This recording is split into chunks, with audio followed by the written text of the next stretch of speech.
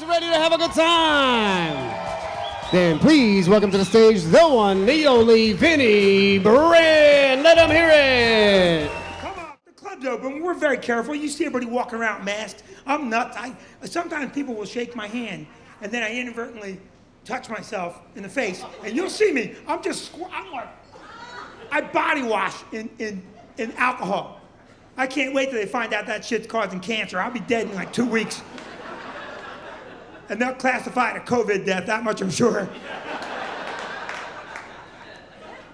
So I wanted to get tested. I wanted to get tested because you saw me tell the story today. I wanted to get tested, so I called my doctor. I said, listen, I want to get tested. He goes, well, what are your symptoms?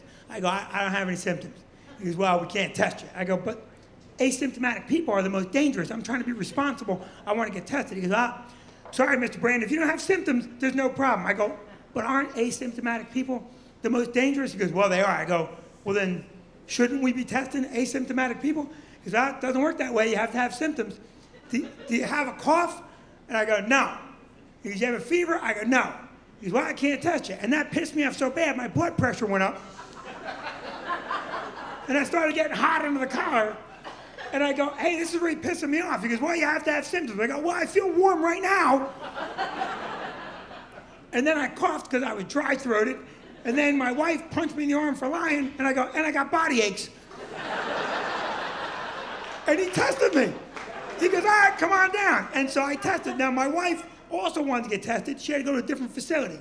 Now, back in April, I said, why the hell don't we have people testing everywhere? And they said, well, it's because the testing is very technical. You got to train people on how to run these tests. And in my head, I thought, I've never, ever been medically tested and thought, this person doing it is at the top of the food chain. Okay, every time I give blood, I'm like, yeah, I know why they know how to tie off. And